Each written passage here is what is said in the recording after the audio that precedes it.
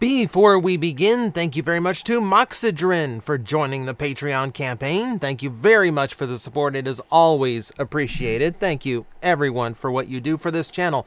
A quick reminder, we are approaching 50,000 subscribers on here. Thank you very much to everyone who hits the subscribe button. If you haven't, please do so. It means the world to me. It helps the channel for free. And at 50,000, I am giving away a $200 item as a contest. So a little bit of incentive for you to go ahead and hit that button, because that is a very important thing to do. And I will potentially send you something very expensive as a result. So thank you. All right.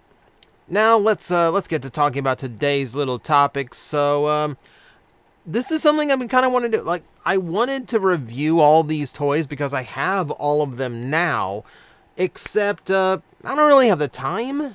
And to be honest, reviews don't really do all that well unless it's something I get like hot off the presses. And I live in Florida, where distribution is absolutely fantastic for these kinds of things. And if I order online, it's something of a roll of the die, whether or not I am waiting till after the intended release date or getting it 3 months in advance. Yeah, I don't like playing those games.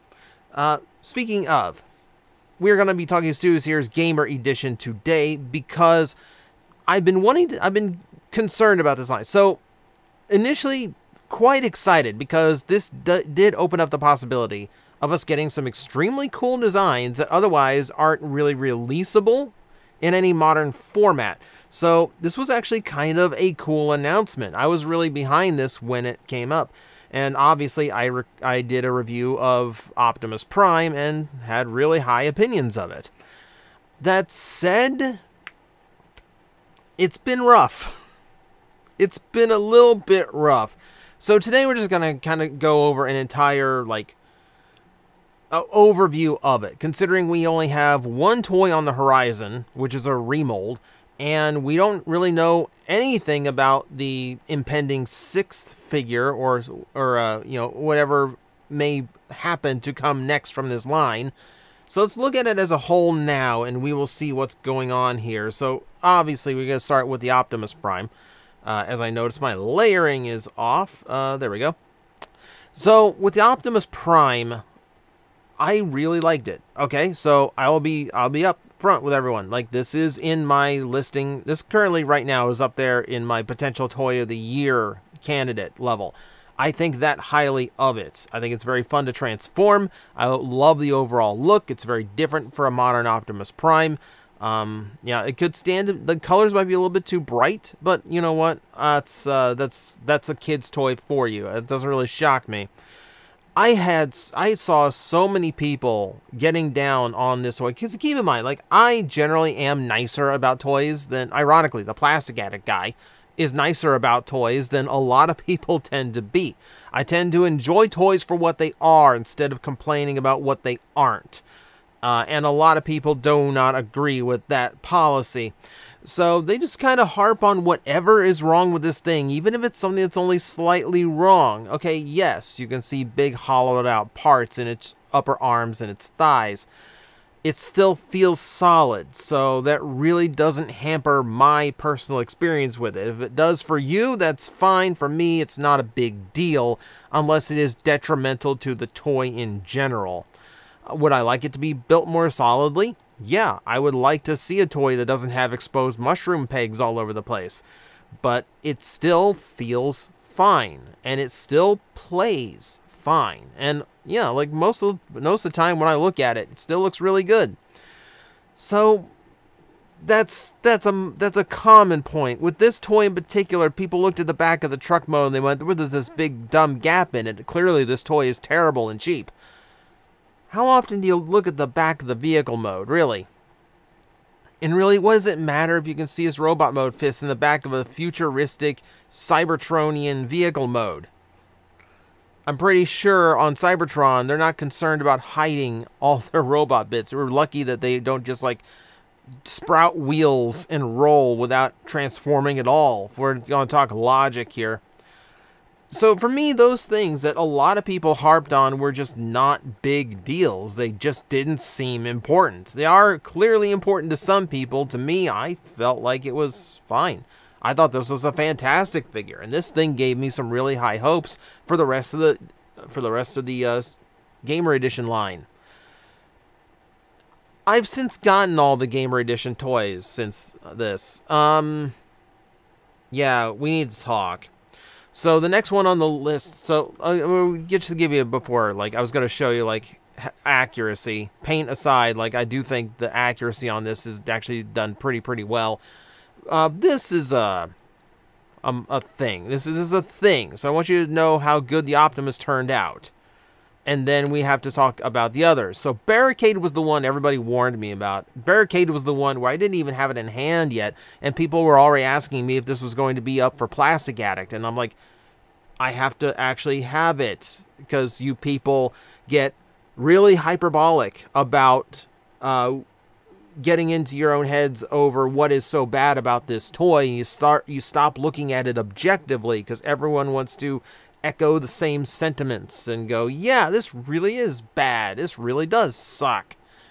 I don't think the toy is great. I think it definitely has some major flaws to it. It feels like a clunky toy. You know what I appreciate? I appreciate how big it is.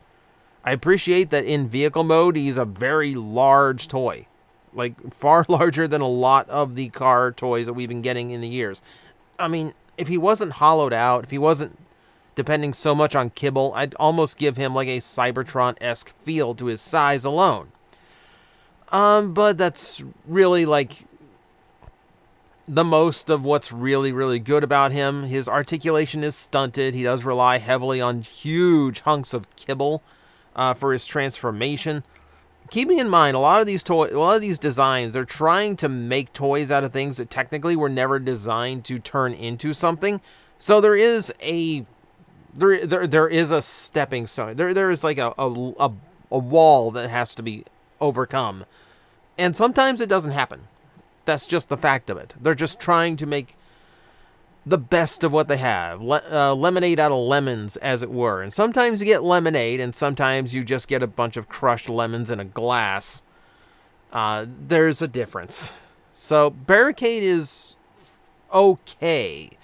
I don't think he's as bad as a lot of people harp on him for. If we're going to be completely honest, I dislike the Bumblebee more than I dislike the Barricade. Barricade is just okay and is serviceable, whereas Bumblebee has a lot to it that really irks me. I'm not a fan of how the transformation scheme works. Then again, I wasn't a fan of how the transformation scheme on the original one worked either. This is just a really weird one to engineer. I don't like the absence of a midsection. He just has this big chest that just kind of stops where his pelvis begins, and there's no midsection, and there's no attempt to give him one either. It just goes straight from chest to legs, and it looks super awkward. This is actually the one where it really started to bug me, the fact that there were no flip-out pegs or anything for these toys to hold their weapons like normal, because a lot of the weapons just don't feel right. Like, that tiny little gun replacing his arm just does not feel right. I really wish there was just a handle so I could put it on his hand. I wish there was some, like, we're in this age where the whole gimmick is supposed to be this Evo Fusion thing in the Generations line. So there's supposed to be engineering weapons that all combine together to create whatever you want out of them. And these weapons don't mix. Like, it's got this giant, what looks like an engine block sitting on the top of his car mode right here.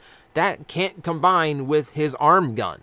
So you're just left with two pieces that, like, you either, like, one can be the weapon, one is not, and whichever one is not has to plug onto his back, which is already full of kibble from the vehicle mode. It's a mess. It is a mess. Engineering-wise, it's a mess. Like, the legs on mine really do not like to tab into their spot to stay in the robot configuration. They really want to, like, hinge back and flip over for the transformation joint. So yeah, I'm not a fan of the Bumblebee. Accuracy is another thing on here. You can see, like, that he's not supposed to be using his entire front end of the vehicle mode for his torso. It's supposed to just be the very tip of the nose. That's all that you're supposed to be using for the torso. And then everything else, you just, okay, yeah, everything else you got to figure out, admittedly, but it's not supposed to be nearly as big as either of the toys he's had. It's just weird. I mean, there's engineering limitation to be considered here, but also we've seen better engineering out of Hasbro and Takara than this. I mean, even in their side-by-side, you can see just how inaccurate all of this is. The legs don't look anything like the version. Like, even the part that was optional, the stuff that they just had to do tooling on, just for detail, even that is very inaccurate looking. The hips do not have the right sculpting. Yeah, it's just an awkward toy. It's just a really awkward toy. Admittedly, kind of awkward design, but it feels like they could have done way better than this, and they just didn't. It's frustrating. It's frustrating. I really do not like this Bumblebee.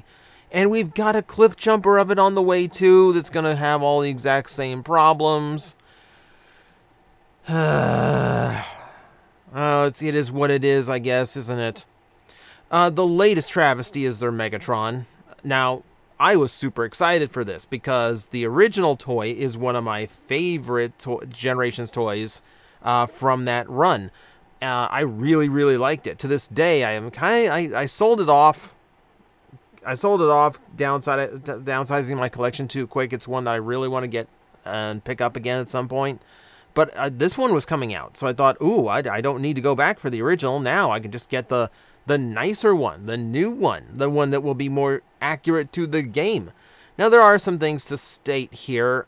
So, for starters, the arm cannon is technically more accurate than the one from the original toy, because the original toy was kind of faking some detail with that one.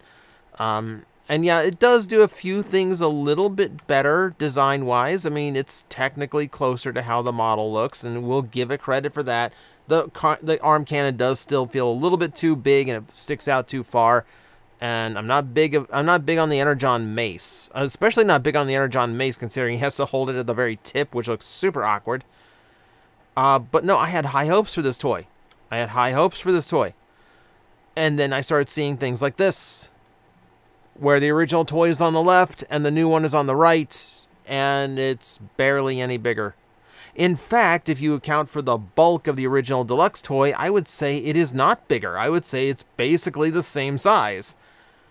Also, you are missing details and features from the original toy. The original toy worked in a normal tank mode with actual treads instead of the hover treads. Understand, in the game, he is always a hover tank, so technically the new toy is accurate in that, but it was nice to have the option. The option was really, really nice to have.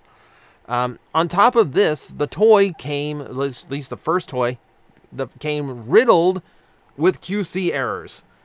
So I heard reports of like one of the hinge components in the shoulder being flipped over, which is not hard to fix. That's an easy one to fix. But in trying to fix it, the person found out that the screw that it was attached to is actually too small for the hole it's going in.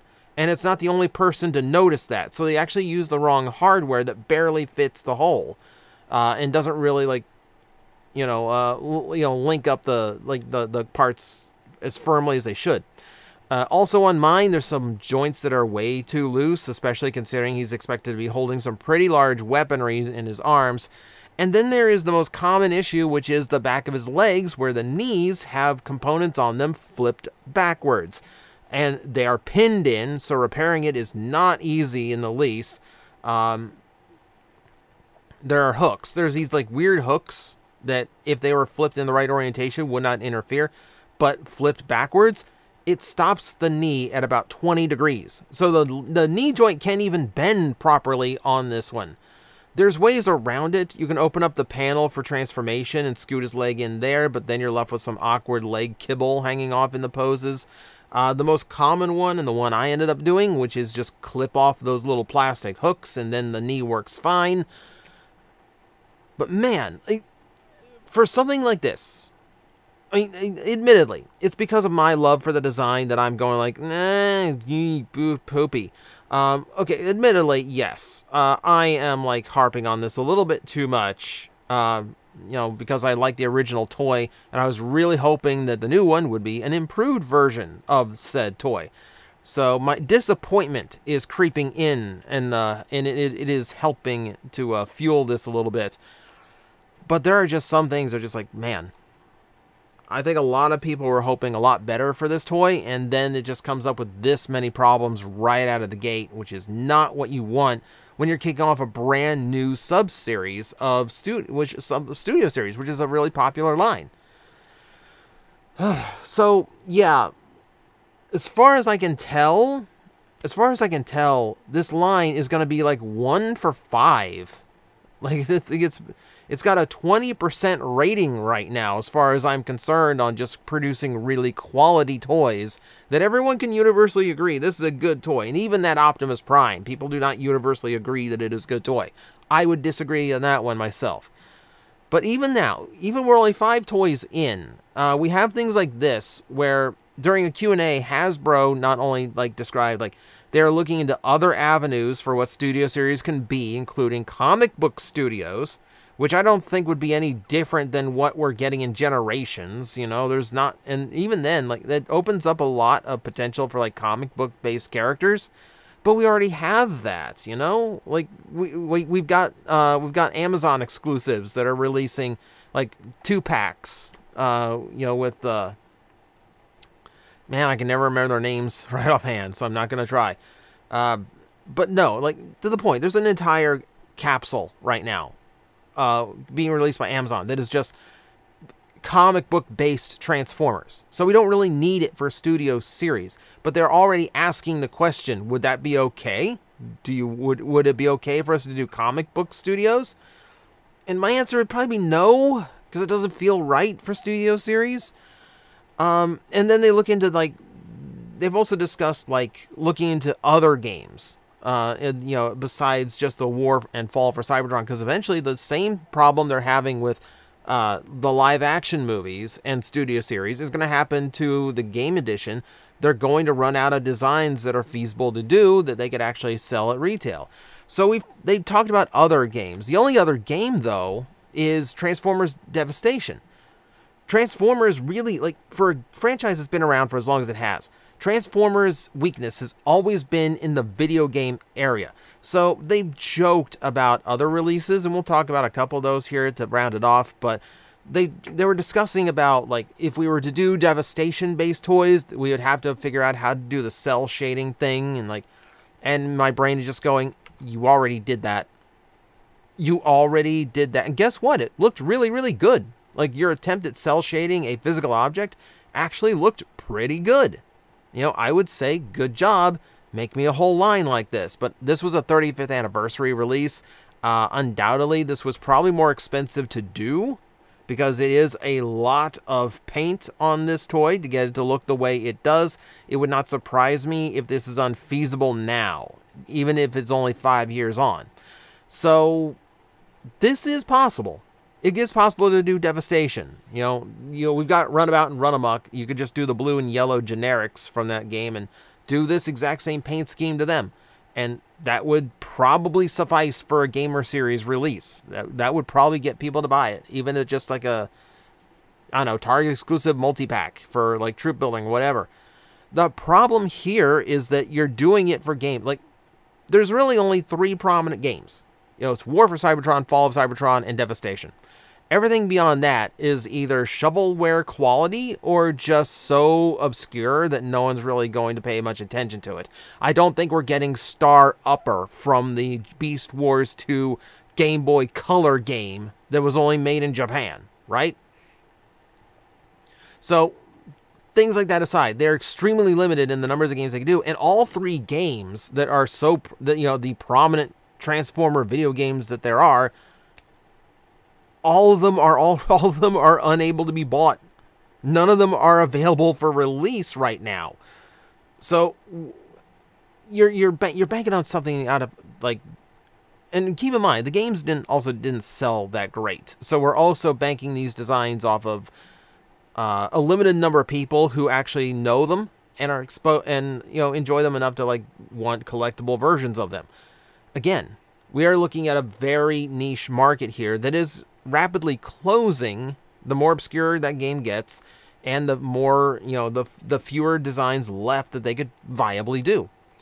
And that leaves us into weird directions. They made jokes about doing, doing the Convoy no Nazo, the Mystery of Convoy version of Ultra Magnus, because in the game, when you beat the game and you get to play as Rodimus Prime, it's just a recolored Ultra Magnus sprite.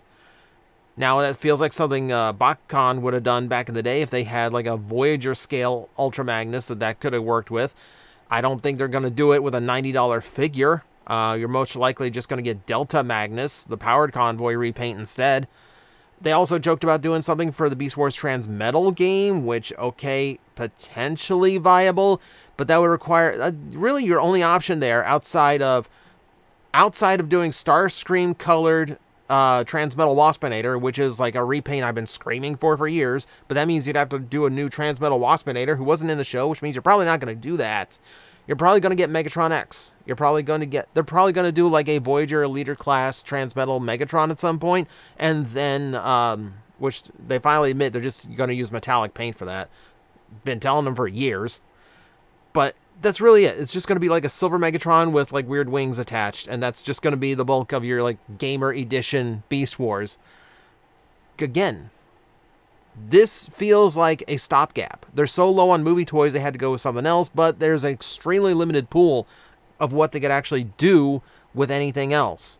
And it is an obscure pool, which is another big risk to this line. So that's where we stand on Studio Series Gamer Edition right now. 5 toys that have not had the best reception so far. Not sure what is coming next. They've been pretty silent on what the plans for the Gamer Edition are beyond this.